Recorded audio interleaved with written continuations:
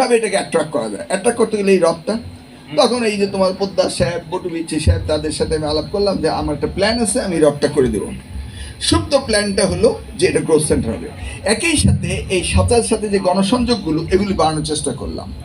যেমন তোমার এখানে ক্রস কানেকশন রাস্তা রাগদোল থেকে ওদিকে চারটবাঙ্গা ব্রিজতে আমি নিজে 10 লক্ষ টাকা জরিমানা করে দিলাম, যেন মতলবের লোকরা রিক্সা দিয়ে এখানে আসে।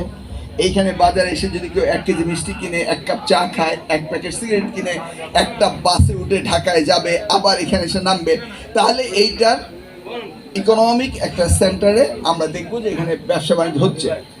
এইটা করার জন্য আমাদের কোচেতে কোনো মেইল ফ্যাক্টরি কিচ্ছু নাই, কোনো দর্শনীয় প্রতিষ্ঠানও নাই। একটা আছে উজানির মাহফিল, বছরে 3 দিন হয়, আর এইখানে হয় রথযাত্রা, এই যেটা আমরা আজকে দুর্গাপূজায় দেখতে পাচ্ছি, এটাই। এর ছাড়া আমাদের কিছু নাই। এই চিন্তাটা করে আমি বললাম যে আমি একটা বিশাল রথ বানিয়ে দিব। তো বলতে আপনি যদি রথ দেখতে, আমি বললাম একটা রথের কথা বলেন, কোথায় পাবো? মানিকগঞ্জে যান, বাংলাদেশের শ্রেষ্ঠ রথ নাকি মানিকগঞ্জে। গিয়েছেন আপনি? এই তো ধামরাই, এটা মানিকগঞ্জ, ধামরাই। তো মানিকগঞ্জে এটা সর্ববৃহৎ রথ, গিয়েছো তোমরা? যাও নেই, যাবা। তা আমার এই যে